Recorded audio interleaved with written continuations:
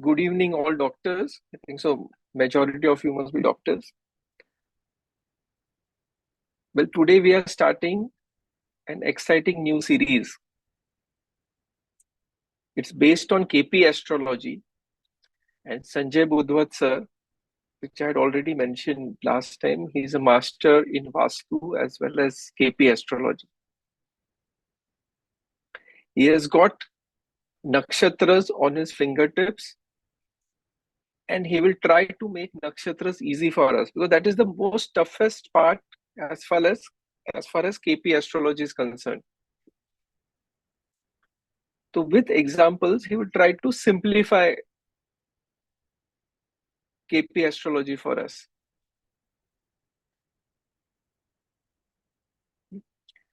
And once this would be 5 to 6 series lectures, which he'll be taking. Then after that, or in between, I will be taking whatever he has taught. He'll be teaching us in a how we interpret in a homeopathic fashion. So, sir, over to you.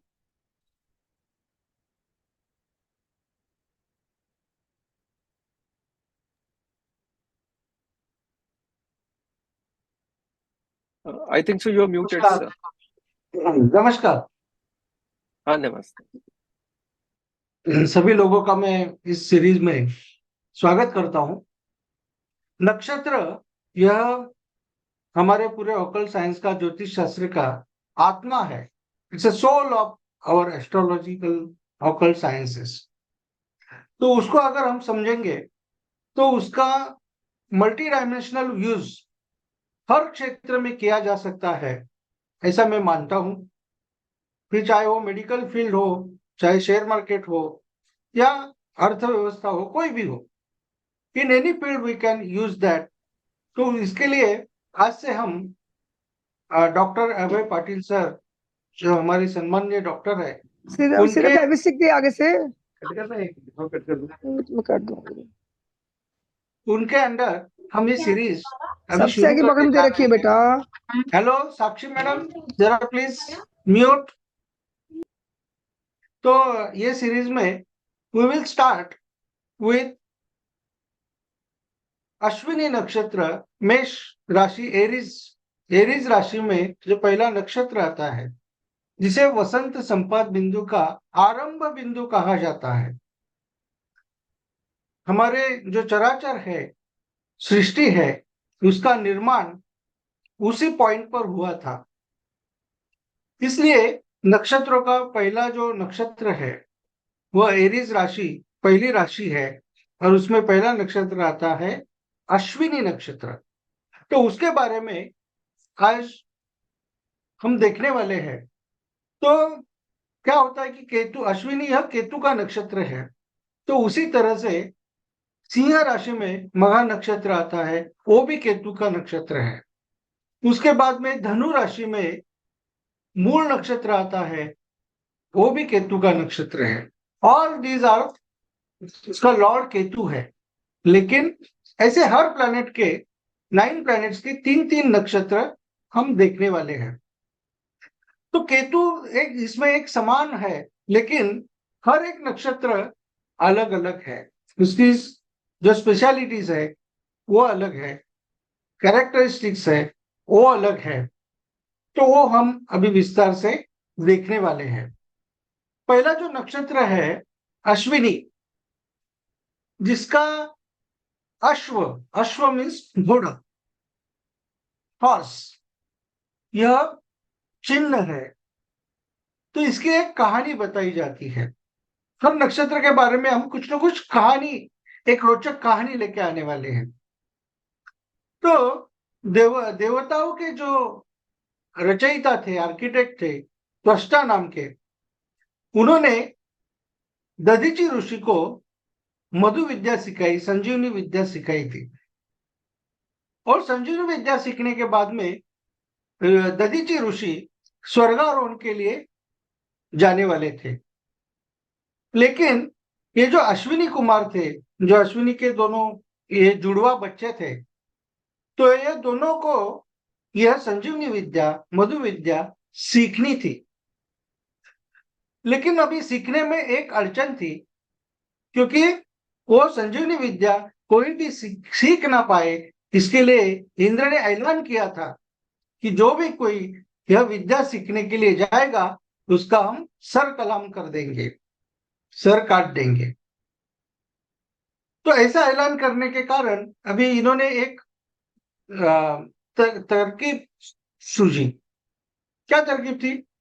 तो उन्होंने दधीचि ऋषि को बीच में रोका और उनका sir कलम कर दिया, और उनका सर कलम करके उसको छुपा दिया, और एक घोड़े का सर लाकर उनके सर के ऊपर चिपका दिया, ट्रांसफॉर्म किया, इसे हम आज की भाषा में बोलेंगे प्लांटेशन, ट्रांसप्लांटेशन करते हैं ना किसी पार्ट्स का, उसी तरह से उसको किया गया।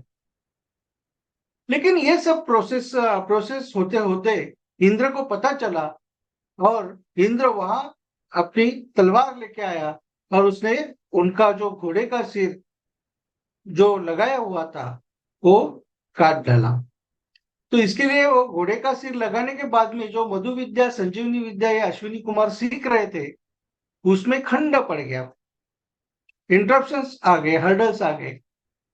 और इसके लिए फिर उन्होंने क्या किया, इंद्र तो काट के चला गया, फिर इन्होंने जो ओरिजिनल उनका सिर था, हेड था, जो छुपा के रखा था, वो लाकर उनके इस पर फिर ट्रांसप्लांट कर दिया, और इस तरह से दधीचि ऋषि फिर से संजीवनी विद्या से उनको जिंदा किया गया। तो ये एक पौराणिक कथा है, माइथोलॉजिकल स्टोरी है, जो इस नक्षत्र को एक कैरेक्टरिस्टिक के रूप में विकसित करती है कि जो भी अश्विनी नक्षत्र के लोग हैं तो उनके विद्या में, उनके एजुकेशन में कुछ ना कुछ अड़चने, हर्डल्स आते ही है। ये थोड़ा सा फिक्सेशनल रिजल्ट की तरफ जाता है, और फिर उनको बहुत परिश्रम करके, बहुत कठिनाइयों का सामना करके फिर वो विद्या पूर्ण करनी पड़ती है। लेकिन एक बार उन्होंने विद्या पूर्ण की तो उसके मास्टर बन जाते हैं। तो यहाँ पे जो ट्रांसप्लांटेशन की प्रक्रिया की गई पार्ट्स की, तो उसकी वजह से अश्विनी नक्षत्र वाले बहुत अच्छे सर्जन बन जाते हैं। They are very specialized surgeon उनको कहा जाता है, क्योंकि उनको उस नक्षत्र का, उस राशि का बल, सामर्थ्य प्राप्त होता है। तो बाकी के भी सभी चीजों में यह नक्षत्र बहुत अच्छे रिजल्ट देने वाला है। हम सब जानते हैं कि एरीज राशि के, मेष राशि के लोग बहुत गुस्सेल होते हैं, और उसमें अश्विनी नक्षत्र वाले तो बहुत ही ज्यादा गुस्सेल होते हैं, और डेरिंगबाज होते हैं, एम्बिशियस होते हैं, ब्रेव होते हैं, और कोई भी चीज को पूरी तरह से जान को जोखिम में डालकर भी वो करना जानते हैं। लेकिन वो उतावले बहुत ज्यादा होते हैं। मतलब जो स्पीड है, जो गति है, वो गति इस नक्षत्र में बहुत ज्यादा हद तक होती है, जरा एक्सेसिव होती है, ऐसा हम समझेंगे। एक तो मेष राशि, एरीज राशि मूवेबल राशि में आती है, चर राशि जिसको कहा जाता है। चर मतलब क्या? ऑलवेज चेंजिंग, जिनको चाहिए चेंजेस, चाहिए जिंदगी में, फटाफट बदल चाहिए। They don't want to wait for anything, किसी लिए रुकने का नाम नहीं लेते हैं। उनको कोई भी चीज एकदम फटाफट फटाफट फटाफट चाहिए। इसके लिए अश्विनी नक्षत्र के लोग जो ड्राइवर होते हैं या ड्राइविंग करते हैं, वो बहुत फास्ट गाड़ी चलाते हैं, सो फास्ट, क्योंकि उनको जल्दी पहुंचना रहता है। वैसे तो बहुत ज्यादा फर्क नहीं होता है कि बहुत ज्यादा 100 के आगे गाड़ी चलाएंगे तो बहुत जल्दी पहुंच जाएंगे, और 80 से बहुत लेट होगा, ऐसे कुछ होता नहीं है। अगर एक समान स्पीड से हम आगे चले जाते रहेंगे तो जरूर अपनी मंजिल पर टाइम पर पहुंचेंगे। लेकिन ये बात इनको कभी हजम नहीं होती है, तो इनको बहुत घाई गड़बड़ रहती है। तो ये उनका सबसे बड़ा दोष माना जाएगा, जिसकी वजह से इनके एक्सीडेंट भी होते हैं। आनन फानन में यहाँ वहां भागदौड़ करते वक्त ये गिर जाते हैं, हड्डियां टूटती है। कुछ गर्म चीजें उठाने के लिए भी एकदम फास्ट मूव करते हैं तो चीजें आ, उनके शरीर पर पड़ जाती है। तो ऐसे बहुत सारी चीजें, अपघात इनके बारे में होती है, और जिसका कारण वो स्वयं होते हैं।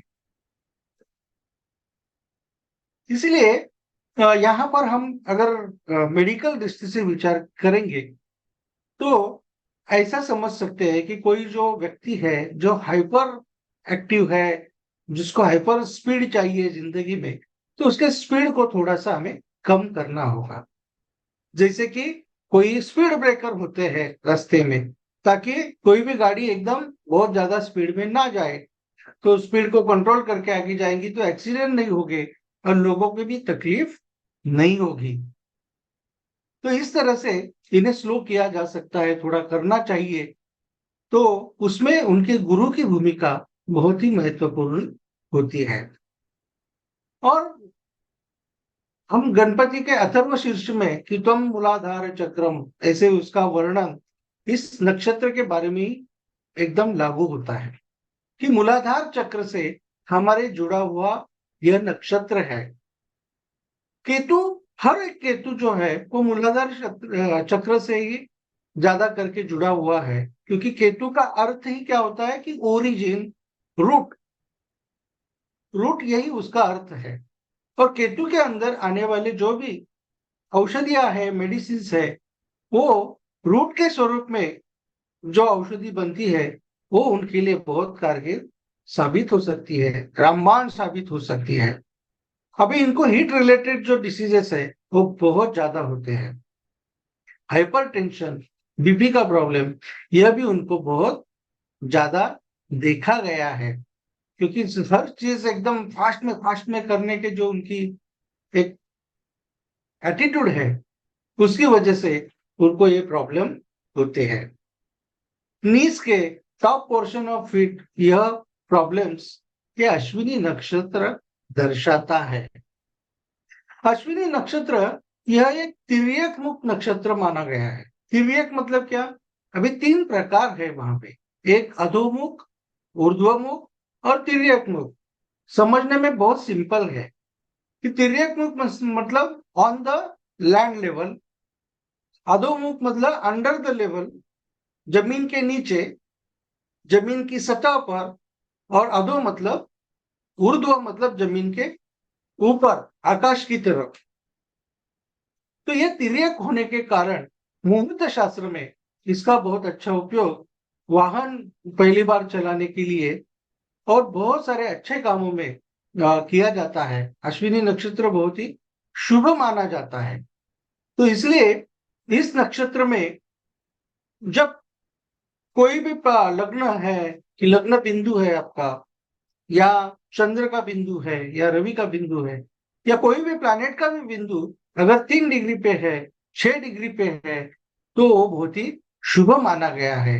क्योंकि वहां पर जो उसके फिक्स स्टार्स है, सिर तारे है, कॉन्स्टेलेशंस है, वो कॉन्स्टेलेशंस बहुत शुभ माने गए। देव सिद्ध नाम का एक फिक्स स्टार है, देवयानी नाम का एक फिक्स स्टार है।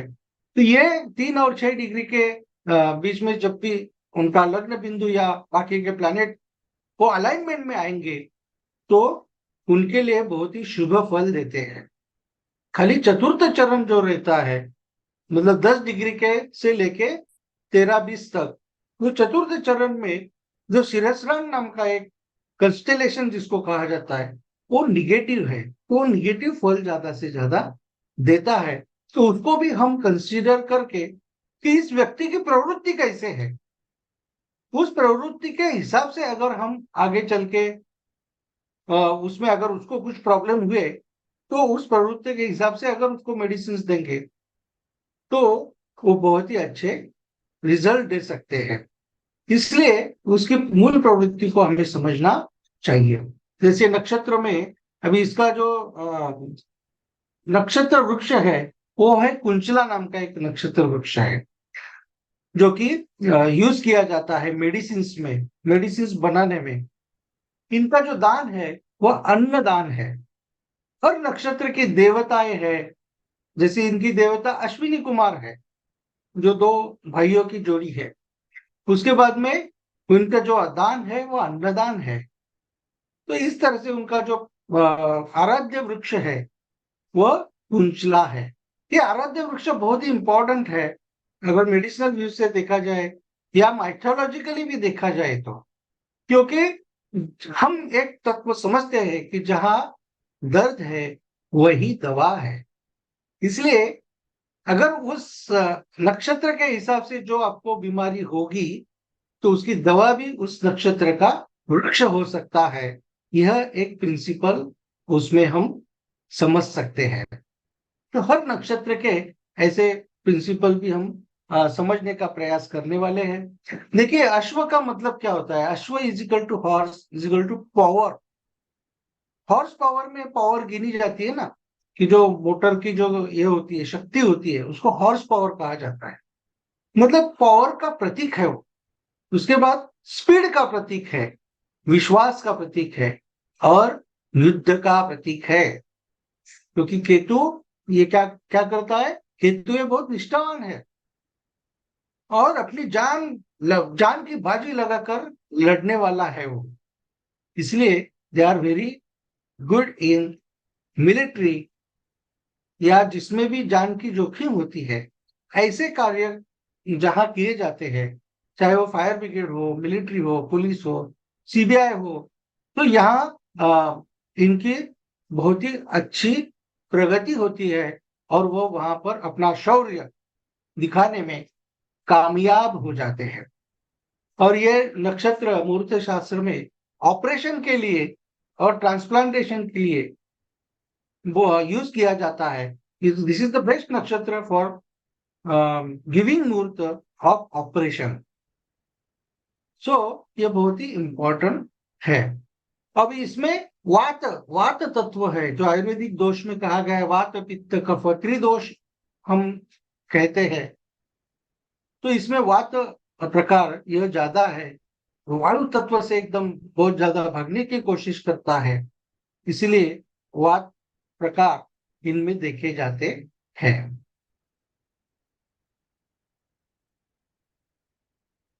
तो यह ऐसा अश्विनी सर, नक्षत्र। यस। हाँ सर, एक खाली 2 मिनट में I will just explain it to them so that it becomes easier. हाँ हाँ, हाँ, स्क्रीन बंद मैंने, करूंगा। हाँ screen just I will share my screen. Screen बंद। यस सर, हाँ, ओवर टू यू। या okay, like sir has explained, so we are looking at Ashwini Nakshatra. So I'll just draw a chart.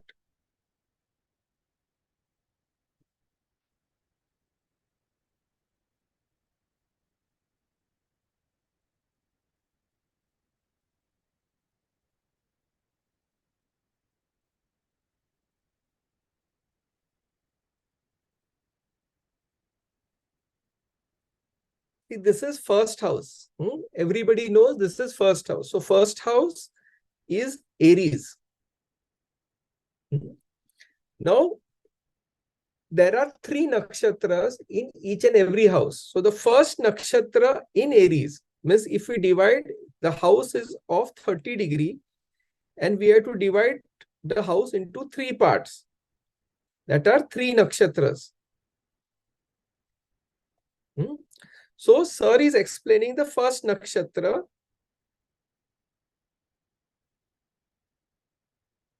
of Ketu, that is Ashwini. So in, like we had said, Aries, Leo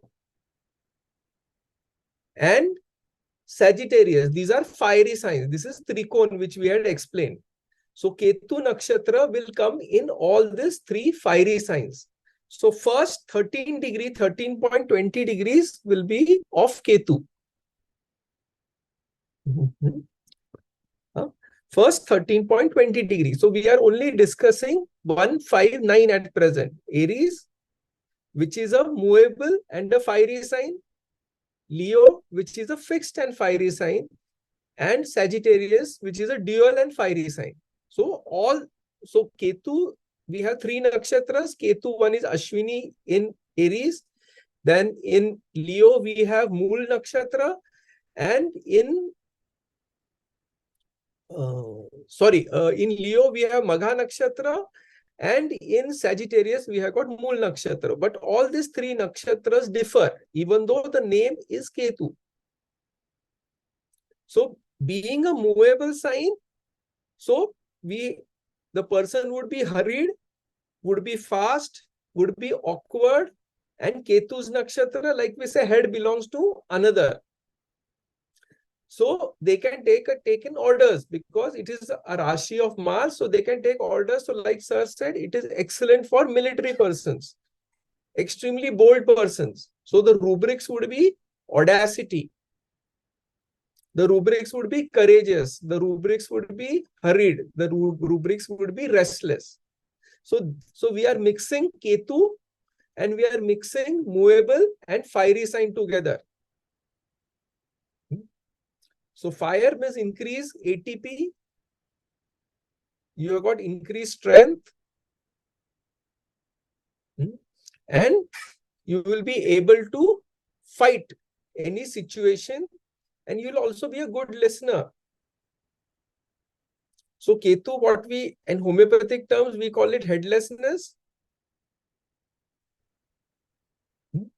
So they are a military, they are a commander-in-chief. So whatever the king says, he will just follow and he will kill without thinking. So that again is Ketu. So remember, so that fiery sign, the head belongs to another. This is a part of Ketu's nakshatra, first 13.20 degree of Aries. So this is what sir means by Ashwini nakshatra, the first part. So like I have written the notes which sir was saying. So we have got speed. It deals with Mooladhara chakra, Mool. So we can think of medicines which are prepared from roots of plants.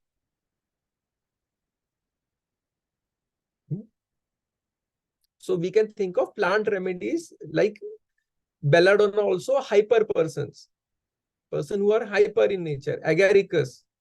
So these remedies can come up who have got ascendant or moon in Ashwini nakshatra. So either ascendant or moon in Ashwini nakshatra. So this is to summarize. Sir, you can carry on. So this will help the students to understand better, means doctor's point of view. Okay, sir, we can go ahead. You can share the screen. Yes, sir. yes.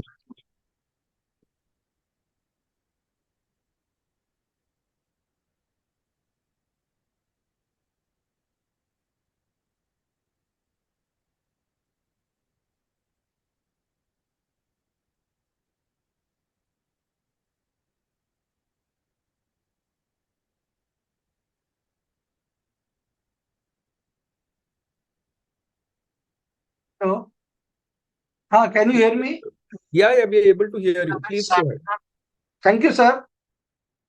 Doctor sir ने बहुत ही अच्छी तरह से उसको correlate किया अपनी medical field में उसका कैसे यूज करना चाहिए उसके लिए.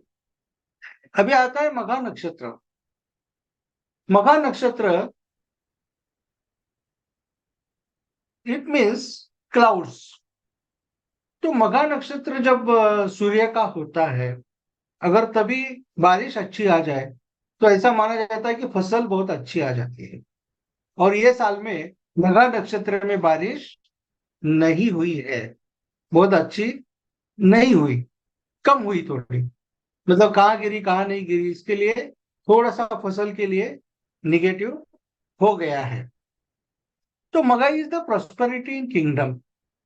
मगा के बारे में एक स्टोरी कही जाती है। मगा इज रिलेटेड, मगा का लॉर्ड केतु ही है, लेकिन ये केतु कैसा है कि सिंह राशि में, लियो राशि में, जो एक स्टेबल राशि है, इमूवेबल राशि है, उसमें आया हुआ है, स्थिर तत्व का है। तो जब अपने कुछ विचार बनाता है, कोई एक प्रिंसिपल्स बनाता है, तो वह उस पर बहुत अड़ा रहता है। उसमें ईगो है, उसका स्वाभिमान तो है, वो बहुत ही स्वाभिमानी है, लेकिन उसका स्वाभिमान और ईगो लगभग एकदम पास पास होते हैं। He is very self discipline, very much ambitious. ये राक्षस गण का ये माना जाता है, बहुत ही एम्बिशियस है, डोमिनेटिंग है, और इनको किसी की बात सुनने में नहीं तो दूसरों को सुनाने में मजा आता है। किसी की सलाह लेने में नहीं तो सबको सलाह देने में मजा आता है। ये इनकी बहुत ही बड़ी विशेषता है। और ये लोग ऐसे हैं कि जो जहां भी जाएंगे तो एक राजा की तरह खुद को समझते हैं कि मैं लीडर हूं, मैं राजा हूं, मैं प्रमुख हूं, और उस तरह से वो कमांड देते रहते हैं, लोगों को आदेश देते रहते हैं, सूचना देते रहते हैं। तो ऐसे ही लियो राशि के अंदर जो 0 डिग्री से लेके 13 डिग्री 20 कला तक महा नक्षत्र का स्पैन है। और एक और विशेषता है कि they are very good managers, management बहुत अच्छा करते हैं ये लोग। इसके लिए बड़े बड़े पोजीशंस पर ये लोग होते हैं। और इनकी यह विशेषता है कि इनको कहीं भी जाएंगे तो मान सम्मान मिल जाता है।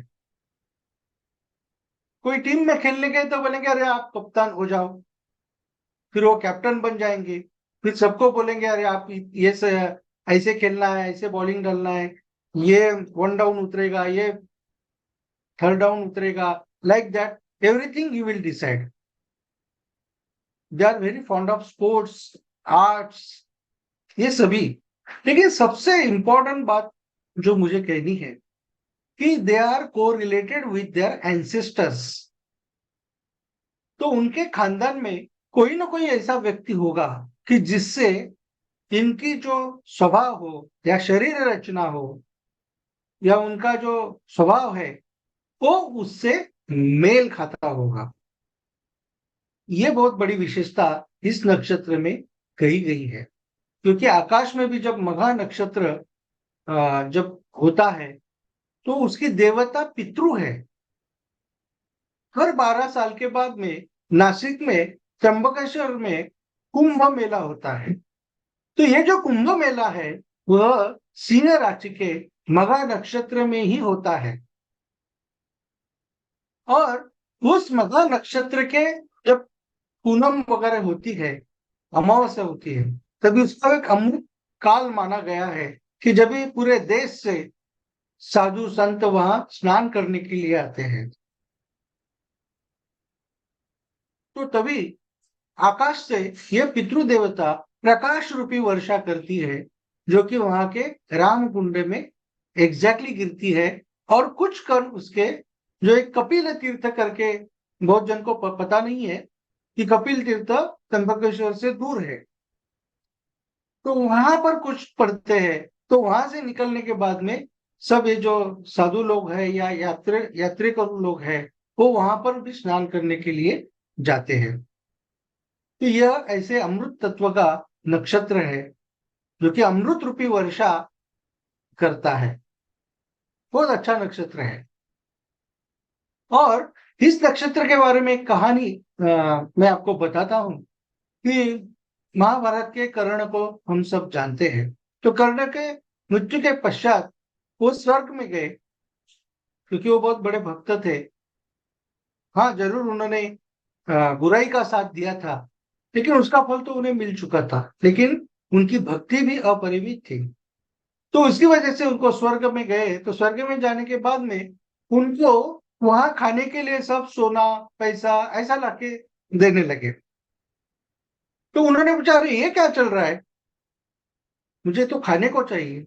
तभी इंद्र ने कहा कि देखो, आपने पृथ्वी पर थे तभी अन्नदान नहीं किया।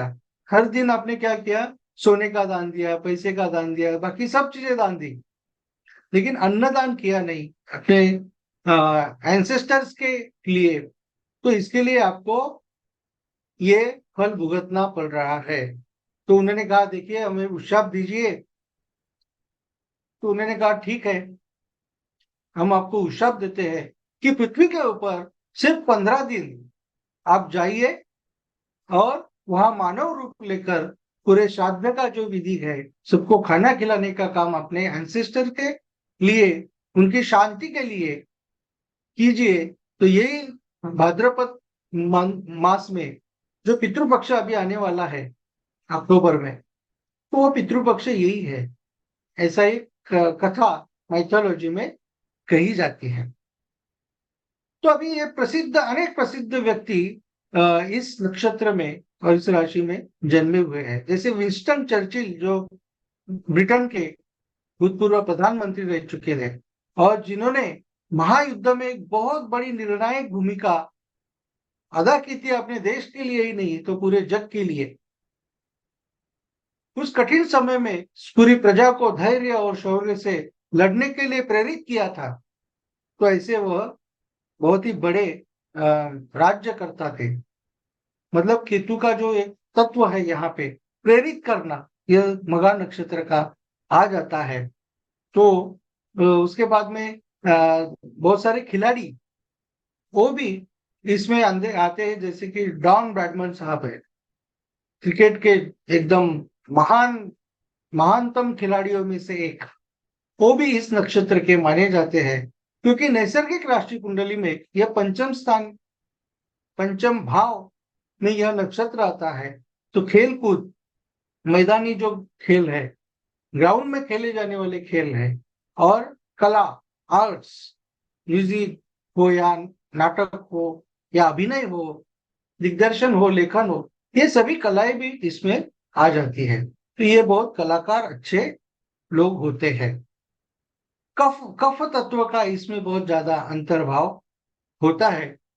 और नोज, लिप्स और चीन का जो भाग एक नक्षत्र के हिसाब से इस मघा नक्षत्र के हिसाब से आता है। और फिर वर्टेब्रा सिस्टम जो है, मतलब मूलाधार चक्र के ऊपर का जो भी सिस्टम है, जो नर्वस सिस्टम से जुड़ा हुआ है, वो सब जो सिस्टम इस नक्षत्र में आता है। हार्ट का कुछ पार्ट आता है, और ये सभी जो पार्ट है, इसके प्रॉब्लम्स भी, ये नक्षत्र अगर बिगड़ा हुआ है, जैसे हमने कहा कि कंस्टेलेशंस में है, जैसे इसमें 2 कंस्टेलेशंस बहुत पॉजिटिव है और 2 कंस्टेलेशंस निगेटिव है, तो निगेटिव अलाइनमेंट में आ जाएगा तो ये प्रॉब्लम देगा, और पॉजिटिव अलाइनमेंट में आएगा तो जो भी पॉजिटिव बातें बताई गई है, वो पॉजिटिव बातों का वर्षाव उस जातक के ऊपर जरूर करेगा। तो ये ऐसा एक फिक्स नक्षत्र है जो कि कमांड देने में बहुत ही माहिर होता है, और उसके अपने जो तत्व है वह कभी बदलता नहीं है, जल्दी बदलेगा ही नहीं, क्योंकि वो स्थिर तत्व का है। लेकिन वो भी वन वे ट्रैफिक जैसे चलने वाला है, और इसके लिए इसको कॉम्बिनेशन अच्छे चाहिए, क्योंकि ये थोड़ा सा आलसी भी है। तो इसके लिए इसका अगर राजा का सेनापति अच्छा होगा तो राज्य की सुरक्षा अच्छी होगी। तो सेनापति इसका अगर अश्विनी नक्षत्र का और एरीज राशि का है तो इसका राज्य बहुत अच्छा चलेगा। लेकिन ये दोनों को अच्छे होने से फायदा नहीं, तो इसकी न्याय व्यवस्था जो है वो भी अच्छी होनी चाहिए, जो कि हम अगली राशि में देखने वाले हैं, अगले नक्षत्र में देखने वाले हैं। सर, कंप्लीट करें तीसरा भी हाँ नक्षत्र, हाँ फिर आप बोलेंगे, ठीक है? ठीक है, चलेगा। आप तीसरा नक्षत्र कंप्लीट कीजिए, फिर मैं बात करता हूँ, चाहिए तो। No problem. यस। यस। तो केतु का तीसरा नक्षत्र, जैसे डॉक्टर साहब ने आपको एक कुंडली बनाकर दी, और सैजिटेरियस धनु राशि में जो पहला नक्षत्र होता है वह केतु का नक्षत्र है, जिसको मूल कहा जाता है। मूल इज बेस। मूल मतलब क्या? बेस, किसी भी चीज का बेस, फाउंडेशन, उसको मूल नक्षत्र कहा जाता है। और ये मूल नक्षत्र का जो एक कथा है, देवता है, वो निरुति नाम की एक राक्षसीन है, जो अधर्म की पत्नी थी। और यह राक्षसीन के 3 पुत्र थे। एक था भय, दूसरा महाभय, और तीसरा मृत्यु भय। आप तो बोलेंगे बाप रे, आपने तो हमें डरा दिया कि इतना डेंजर सब बताकर। तो डरने की बात नहीं है। It is related to the negative force of the cosmic energy, क्योंकि वो डिस्ट्रक्शन की देवता है, कैलेमिटीज की देवता है। तो जो भी आपत्ति आने वाली है या डिस्ट्रक्शन होने वाला है, उसकी देवता निरुति मानी जाती है। इसके लिए उसका जो वास है वह साउथ वेस्ट में है, जिसको वास्तुशास्त्र में नैऋत्य दिशा उस निरुति देवता के नाम से ही दी गई है। नैऋत्य दिशा बोलते हैं, जिसको इंग्लिश में साउथ वेस्ट बोलते हैं। और ये साउथ वेस्ट डायरेक्शन की विशेषता ही क्या है कि ये सब अगर वो बिगड़ी हुई है तो आपको भय देगी, महाभय देगी, डिस्ट्रक्शन देगी, कैलेमिटीज देगी, मृत्यु भय देगी। और अगर अच्छी है तो आपको डेयरिंग देगी। आप जिंदगी में इतना बहुत बड़ा काम कर जाओगे, एक ऐसा काम कि जो किसी ने सोचा नहीं और कोई कर नहीं सकता है। मतलब इसमें शक्ति भी बहुत बड़ी शक्ति है। भले राक्षस गण का है, लेकिन शक्ति बहुत बड़ी शक्ति इसमें है। और एनर्जी होने के कारण ये किसी काम को जब लेकर आगे चलते हैं तो उसमें इतना पूरा जिंदगी झोंक देते हैं। जैसे इसका एक एग्जांपल मैं बताऊंगा आपको कि विनोबा भावे जी, जिन्होंने भूदान एक मूवमेंट चलाई थी कि जिनको भूमिहीन लोग हैं, जिनको कोई भी खेती बाड़ी नहीं है, तो उनको आप, जिनके पास बहुत ज्यादा है, तो आप अपनी थोड़ी सी खेती उन्हें दान दे दो, तो उनका भी गुजारा अच्छा हो जाएगा। ऐसे करते वो पूरे भारत में घूमे थे। और जो भूमिहीन लोग हैं उनके लिए उन्होंने इतना काम किया अच्छा कि मतलब हजारों किलोमीटर वो चलते थे। वो कहीं हेलीकॉप्टर में नहीं जाते थे, हवाई जहाज में नहीं जाते थे, ना कोई कार में जाते थे, पैदल चले जाते थे। तो ये जो केतु का एक त्याग है, समर्पण है, यह हर किसी में नहीं होता है। वह मूल नक्षत्र में सबसे ज्यादा देखा जाता है। जैसे हमने एक देखा, एक तामस वृत्ति का अश्विनी नक्षत्र है, जो बहुत तामसी है, कोपिष्ट है, गुस्सेल है।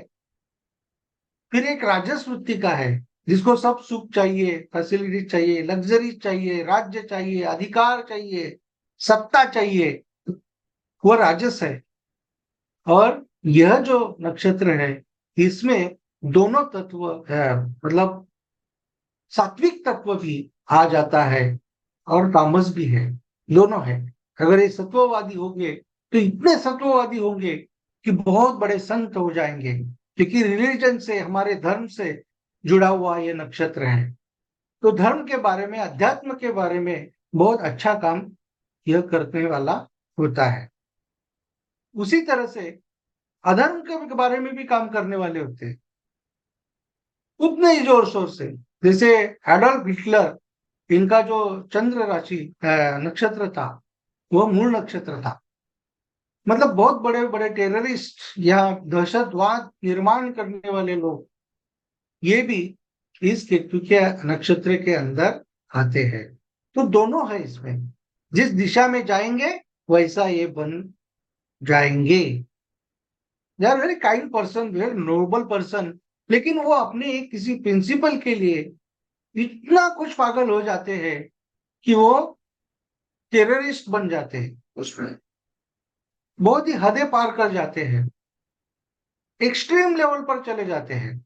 दिस इज द एक्सट्रीमिस्ट जो होते हैं, तो वो मूल नक्षत्र के अंदर आते हैं। तो वो फिर कोई विचार वहां नहीं करते, फिर उनमें कोई दया की भावना नहीं होती, कोई प्रेम नहीं होता है। तो बहुत बड़े हिंसक भी वहां पर हो सकते हैं। They are fond of the grasping the knowledge. इनको ज्ञान, हमेशा ज्ञान प्राप्त करने की बहुत चाह होती है, भूख होती है। वो ज्ञान प्राप्त करते हैं और ज्ञान प्राप्त करने के बाद में teach, they used to teach या प्रीच, मतलब प्रवचन देना, कीर्तन देना या उपदेश देना या सिखाना। तो गुरु के अंदर जो एक सभी तत्व जो चाहिए वह भरपूर देने वाला यह मूल नक्षत्र है। तो they are very good teachers, very good professors, very good preachers. तो उनका प्रभाव लोगों के ऊपर बहुत ही अच्छा होता है। इसलिए वो जो गोल सेट करेंगे उस गोल के लिए पूरी अपनी जिंदगी लगा देंगे। तो ऐसे ये लोग होते हैं।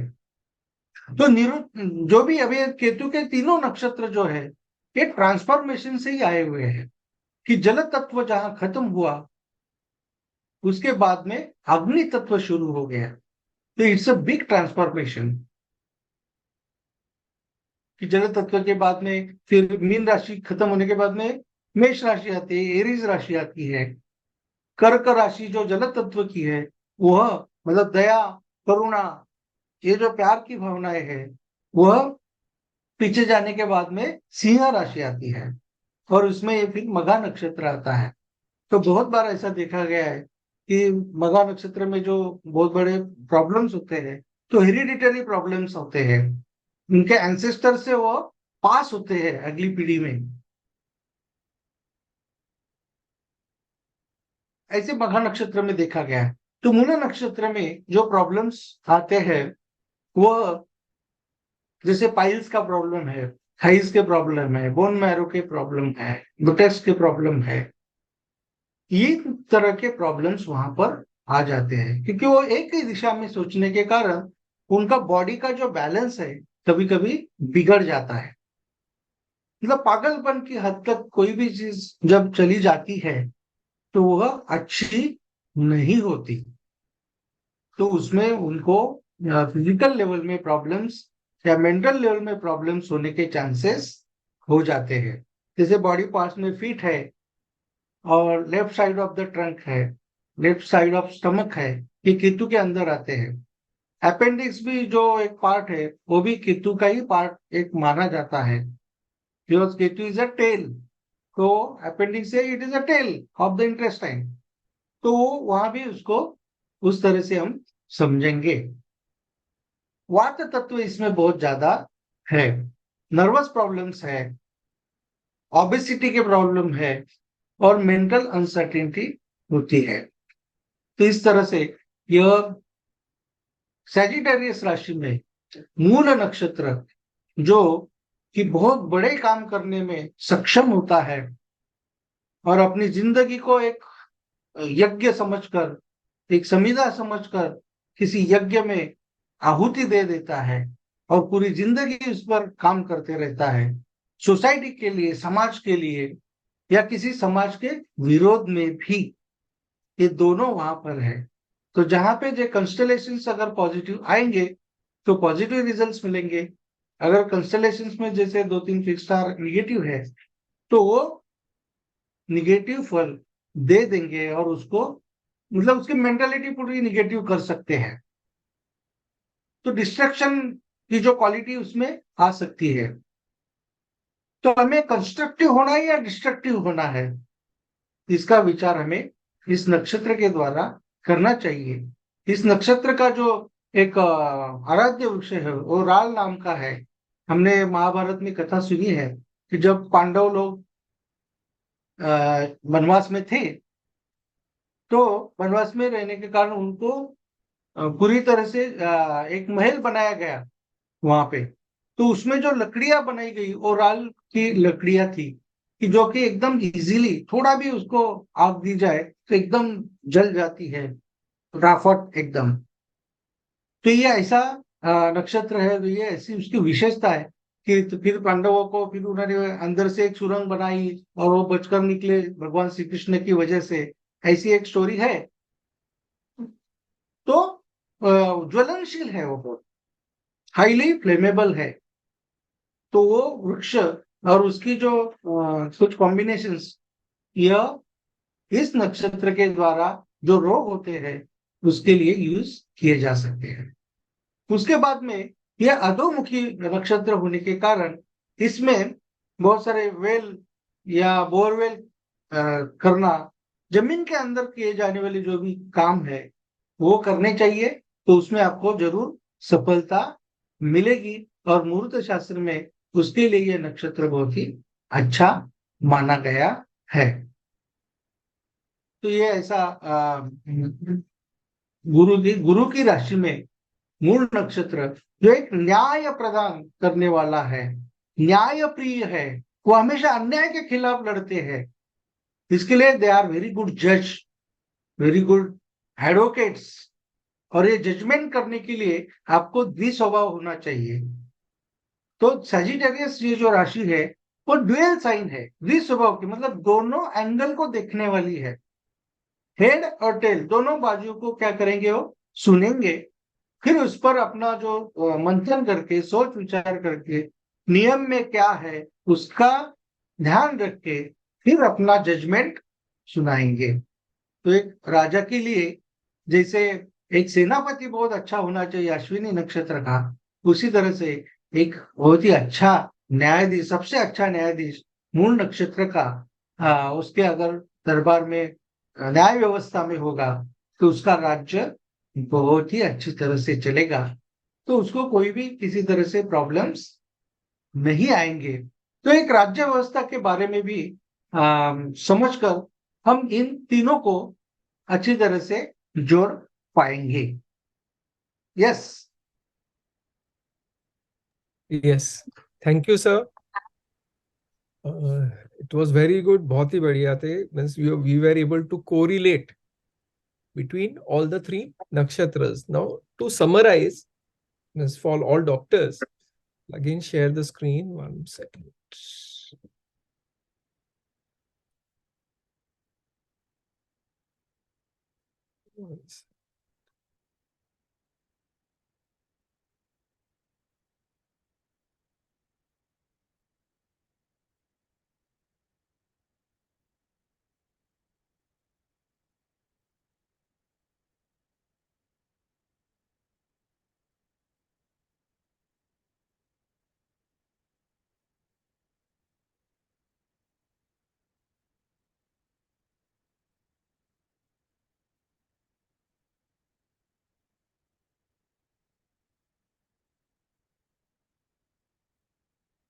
Okay.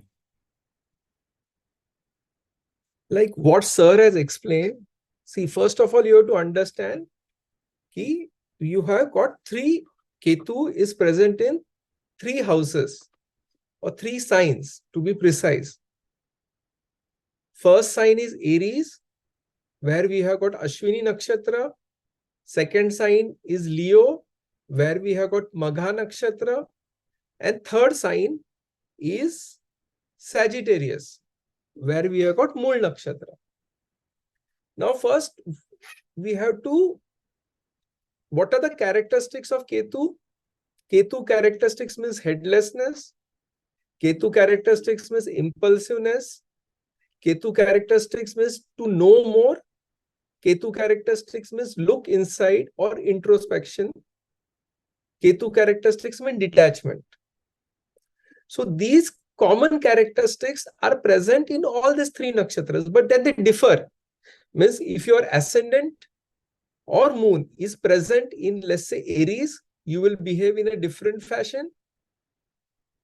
If it is present in Leo, you will behave in a different fashion.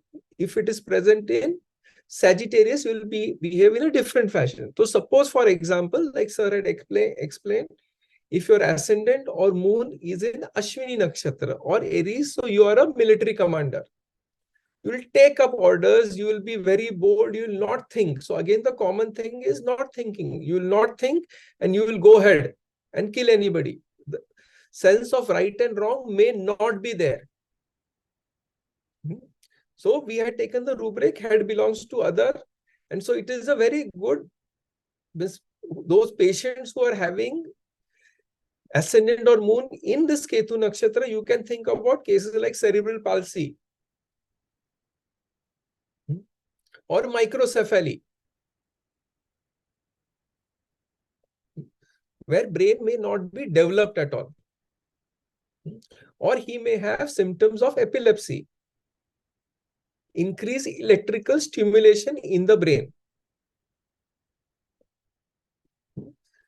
So it is a movable sign. So again, movable, being movable, so it is difficult for them to stop. So once they decide, they just go on moving. So they are active, they are restless people.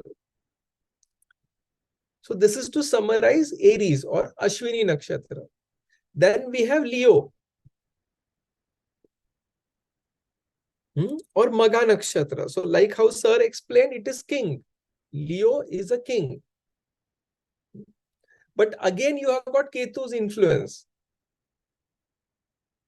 So what I have seen in patients, he is a king, but he may get influenced by people. Or this is also related to, he can be a cruel king also. So he may take decisions which may lead to cruelty or which may lead to destruction. He may be vindictive, he may be revengeful in nature. So we have got a king who can be ruthless and bold.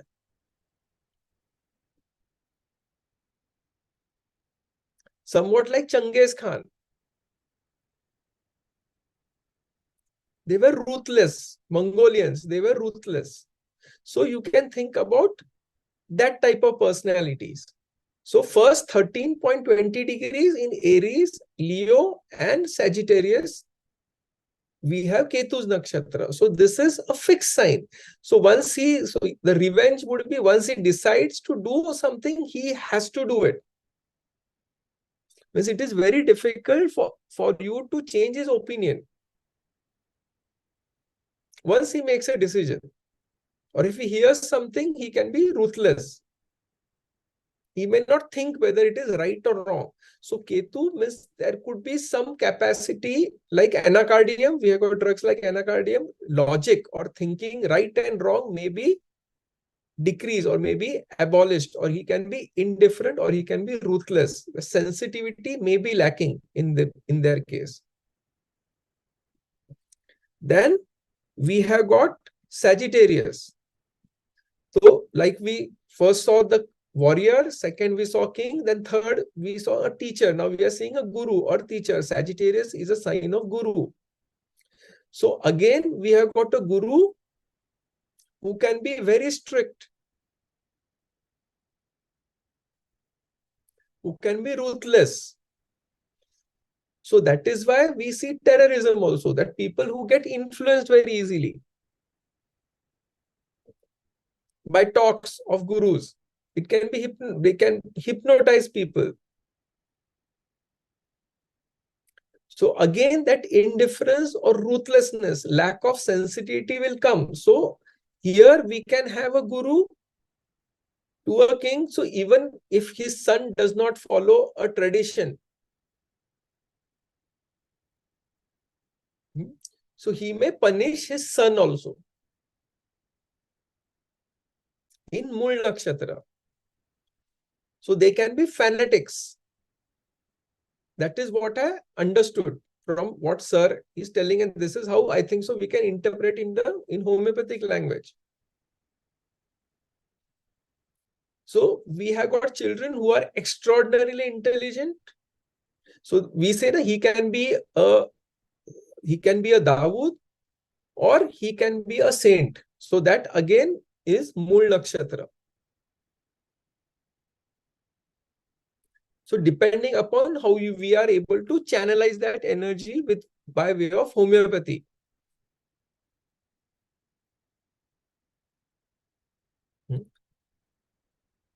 So one more thing, like Sir had explained, Leo. So if you have to see hereditary problems, so we can see through Leo. Ancestral issues or ancestral problems, so we can see that through Leo. So that is one more important point which Sir has said. Genetic issues. So they can be very good rural administration. At the same time, they can be very ruthless or very bad.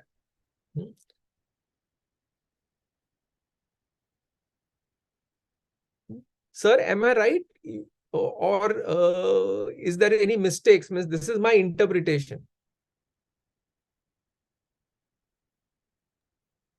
Yes, sir. Very well explained. But मतलब that is what I feel the common theme इसमें यही है कि केतु है. Yes. कि But which Ketu is is different in three manners. One is in Mars Ketu, one is Sun Ketu, and another one is Jupiter Ketu. Jupiter Ketu. So we So should understand in that way. so the common characteristics will be the same, but one will be movable, one would be fixed, and one would be dual. Like to Yes. sir, कि बाबा in dual he may listen at least. While first is completely impulsive, second is fixed, and third Yes. may listen. So this is the difference. So once we know the fine parts of this nakshatra, it is going to help us a lot in understanding our patients and diagnosing and giving medicines also in that fashion. I think so we can go for questions. Sanjay sir? Yes, yes. Yes. So any questions, anything which you have not understood? It may be a simple question, but then it would help everybody. So any questions, you can unmute yourself, whoever wants to ask.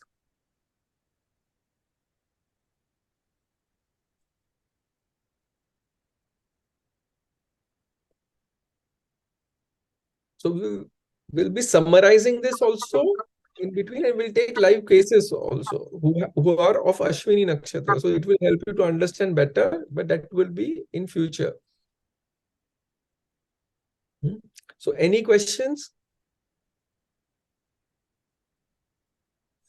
Either you understood everything or you not understood anything. सब समझा नहीं तो कुछ भी नहीं समझे. Actually, Nakshatra is a very big part. We are taking it as an introductory part and very basic level now. No, it has to be at basic level only. Because if we complicate, then it would create more issues. मतलब नहीं समझेगा. So again. The plants and animals of Leo and Sagittarius. Pardon? Sir, the plant and animal kingdom of Leo and Sagittarius. Plant and animal kingdom of Leo and Sagittarius. Okay, Miss medicines which you're asking me. Miss what medicines maybe indicate? Plant of Magha is banyan tree. Banyan tree जिसके roots फिर से क्या बनाते हैं, जमीन के अंदर जाकर उसको पकड़ के रखते हैं. सो फिक्सेशनल में आता है वो. Very good. But banyan tree is also considered with our ancestors also. Okay. And related to Sagittarius, Mool? Sir, Mool nakshatra. राल नाम का एक नक्षत्र होता है जिससे कि नहीं कि वो क्या भी उसको और क्या बोलते हैं in Marathi it is called साल से झाड़ है. दूसरा और एक नाम है, अभी वो याद नहीं आ रहा है मुझे. I will tell afterwards. राल मतलब जिससे वो नहीं क्या वो बनाते हैं, लाख बनाते हैं. लाख मालूम है आपको? कोई भी किसको अगर ये करना है, स्टैम्प मारते हैं ना, उसका रेड कलर का होता है. हाँ, उसको बोलते हैं लाख बोलते हैं. संस्कृत में राल बोला जाता है, मराठी में लाख बोलते हैं, और इंग्लिश में भी मेरे को नाम याद नहीं आ रहा है. I will tell you. You can find it out very easily. It is very highly flammable.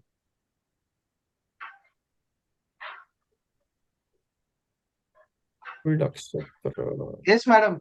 Yes, Dr. Abhay Patil sir. अपने आज के सेशन में हमारे एक डॉक्टर मीनल ठोसर मैडम है जो प्रिंसिपल है मेडिकल कॉलेज की, वो भी आई हुई है. यस मैडम, आपका बहुत बहुत स्वागत है. आप कुछ बोलना चाह रही थी? Hello everyone. हॅलो. हे सांगायचं होतं, राळ आणि लाख या जाळ म्हणजे आपण जे अगर अगर म्हणतो ना त्याला, हा हा धुपामध्ये जाळतो, हम्म. हा ते. आणि lakh is a different thing. हाँ म्हणजे ते एका गटातले आहेत असं. एक एक ग्रुप में बहुत सारे नक्षत्र के पेड़ हा, आते हैं, एक ही इन्फ्लेमेबल एक असं नहीं हा. है हाँ. राळ म्हणजे आपण एक सजस म्हणतो त्याला आपण संस्कृतमध्ये. तो आगे साल चल के हम tree है, लोग त्याचं देखना नाव आहे है नक्षत्र साल में. ट्री, व्हाइट डामर और साल ट्री मूळ नक्षत्र. येस हाँ येस. बरोबर बरोबर. हाँ, व्हाइट डामर और साल ट्री. येस. तो नक्षत्र के क्या होते हैं कि बहुत सारे वृक्ष होते हैं, एक ही एक वृक्ष नहीं होता है, उसके गढ़ बनाए गए हैं. तो गढ़ हम बाद में जब लेक्चर लेंगे तो भी वो आगे आने वाला चीज है कि एक नक्षत्र के गढ़ में बहुत सारे पेड़ होते हैं, तो उनका एक ग्रुप बनाया जाता है. तो नाउ अभी ये कैसे हेल्प करेगा? How does this help? This I had done an experiment before.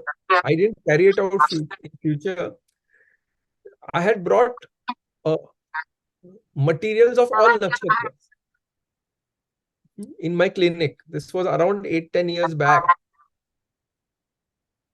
So whoever just correct it, Sanjay sir, ki हाँ suppose if I am from Uttar Falguni Nakshatra, my birth nakshatra is Uttar Falguni, and if I put that plant in water and take bath, it is supposed to help me to cure my diseases, right? yes yes. So that Surely it experiment, can help. It will so create some good vibrations in your body and it mind. will create some good vibrations. So I was doing that, but I didn't follow up. But then in few cases in whom I had done, it had shown results. But then I will definitely try more. And secondly, what we can do is, if we know the nakshatras plant, like what I had explained you in Kabir's case, where we prescribe alpha. So from that plant and family, if that remedy is not available, if we select a remedy of that family, and if it matches, and if it matches with the case, suppose the patient is not improving, and then we can give that remedy and see if it works or not. So this is what I started now recently. Very good. Very good. Thank you, Dr. Meenal Thosar, madam. और कोई? Thank you sir.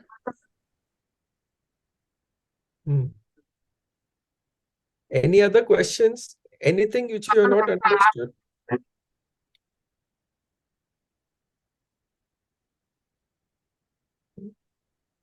Okay, I think so. We can stop here. Sanjay sir? Yes, next time we will see the nakshatra of the Venus in all these three rashis only. Mesh, Aries, Leo, Siंह राशि, and Sagittarius, धनु. तो इसके आगे का part होगा 13-20 से लेके 26-40, जो वीनस नक्षत्र का स्पैन है. तो ये तीनों वीनस कैसे अलग है वो आगे के हम इसमें देखने वाले हैं. Right. 29 को अगला लेक्चर होगा.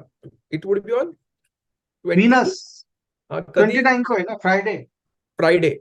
So Friday we will at have 10 on Friday 10 o'clock. So we'll be doing Venus nakshatras.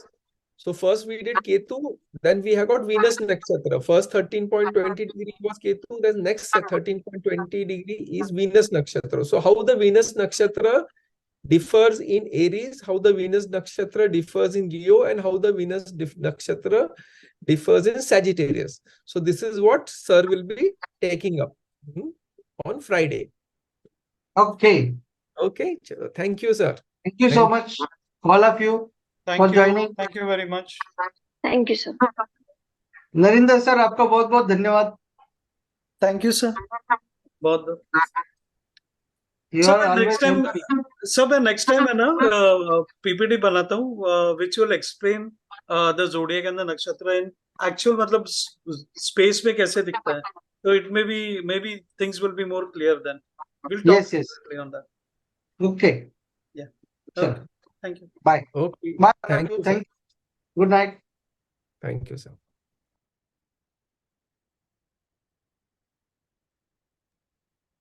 Sir एक डाउट था बोलिए ना। सर, ये बर्थ चार्ट और ये केपी चार्ट में क्या डिफरेंस क्या है? बर्थ चार्ट में कैसे कैसे होता है कि हम लोग जो जैसे बोला ना कि बाबा वी हैव सेड कि बाबा there are 12 houses, 9 planets and 12 signs, बराबर है, as far as birth chart is concern. KP chart हम लोग बोलते हैं उसको कस्पल चार्ट है। कस्प मतलब कैसे, वो एसेंडेंट से डिग्री से डिसाइड होता है। जैसे हम लोग देखते हैं ना, एसेंडेंट डिग्री 20 डिग्री, फिर तो वो हिसाब से कस्प की डिग्री, तो ये यूनिफॉर्म नहीं रहता है। जैसे इसमें 30 डिग्रीज यूनिफॉर्म रहता है as far as birth chart is concern. KP chart में वो यूनिफॉर्मिटी नहीं रहता है, तो कभी कभी कोई कोई हाउसेस स्किप हो जाते हैं और कोई कोई प्लैनेट्स आगे पीछे हो जाते हैं as far as KP chart is concern.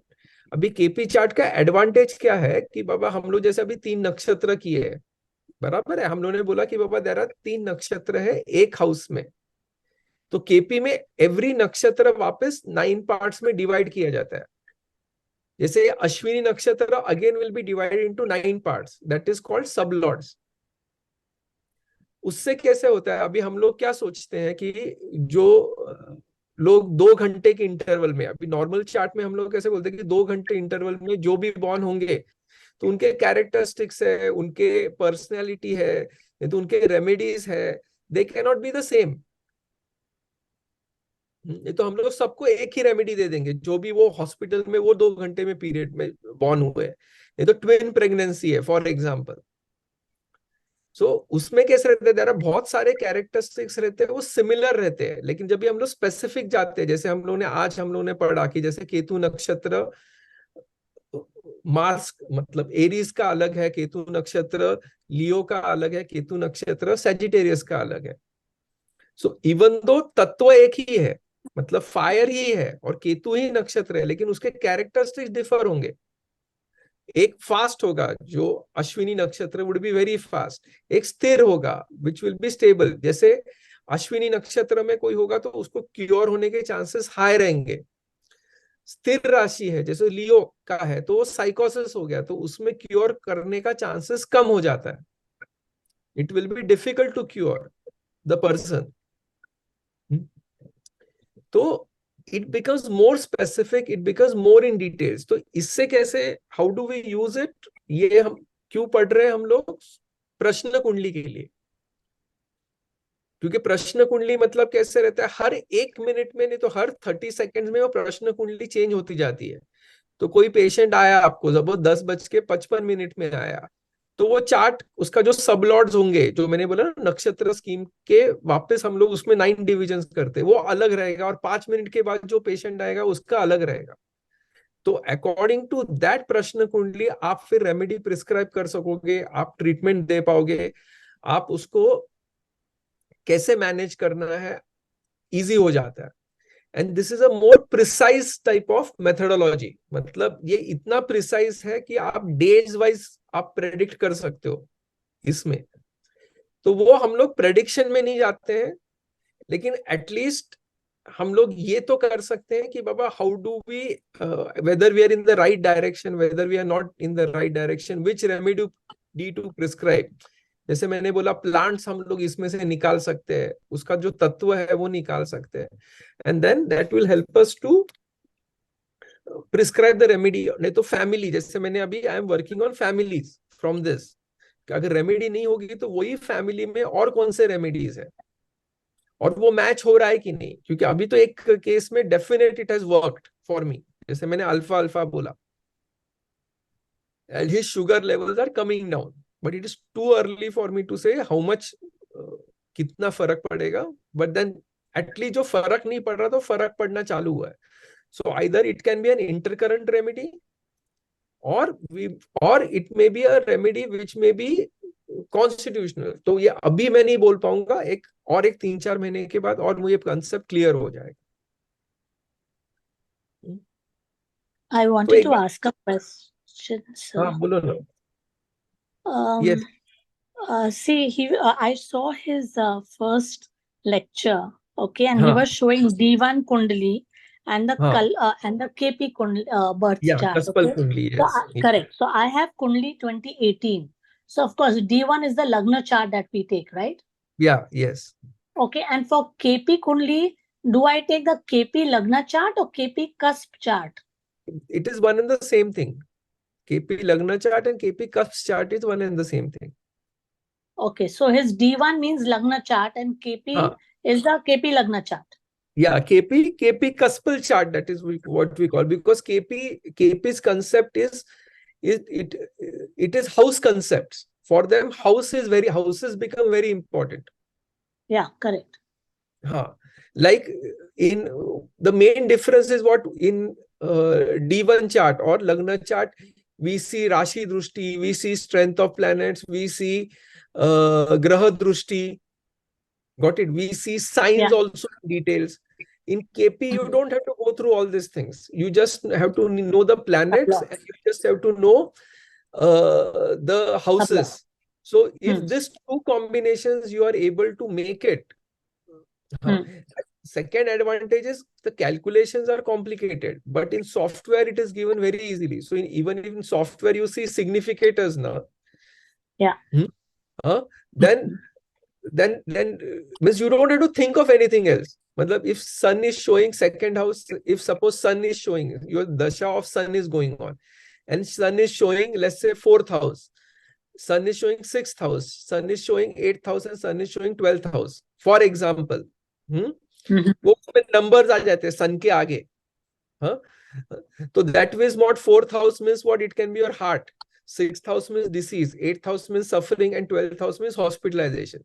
So you will be admitted for heart disease in hospital, and you may have to undergo a angioplasty or you may have to undergo bypass. So it becomes so easy. Okay. The combinations are important. So from the house, you know which organ will be affected. Same way, if it was not 4, if the sun was 5th significator, then it is stomach. And again 6, so operation related to 6, 8, 12. Again, if it is getting to 6 is disease, 8 is again like what we tell suffering, and 12th is hospitalization. So he'll get it for stomach surgery. So from that you get an idea ki, which organ, and if he requires surgery, if he doesn't require surgery, or if he requires hospital. Suppose 12th house is not there indicated at all, so that means it doesn't require hospitalization. You have got time, specifically in cancer cases, specifically case of appendicitis, gallstones, kidney stones.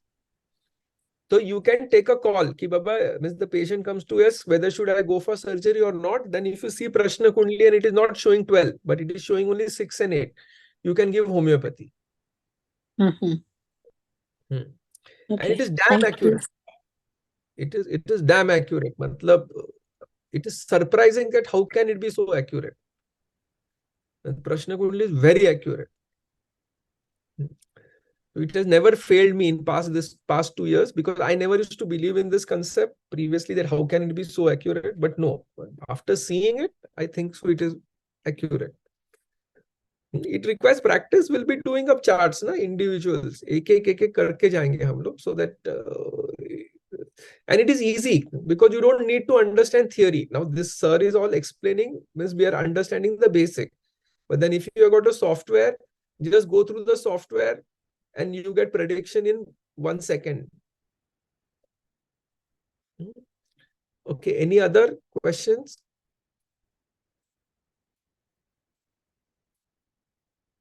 So what I would suggest all of you, means if you're not able to understand, see, it's a difficult topic. As far as theory is concerned, practicality is very easy. So put your questions in the group. So we can have lectures only for questions so that things can become easier. Because for me also to comprehend and explain, or how to explain to you, is not an easy job. Okay. Chalo. Good night, all of you. Good night, sir. Good night, sir. Yeah, good night.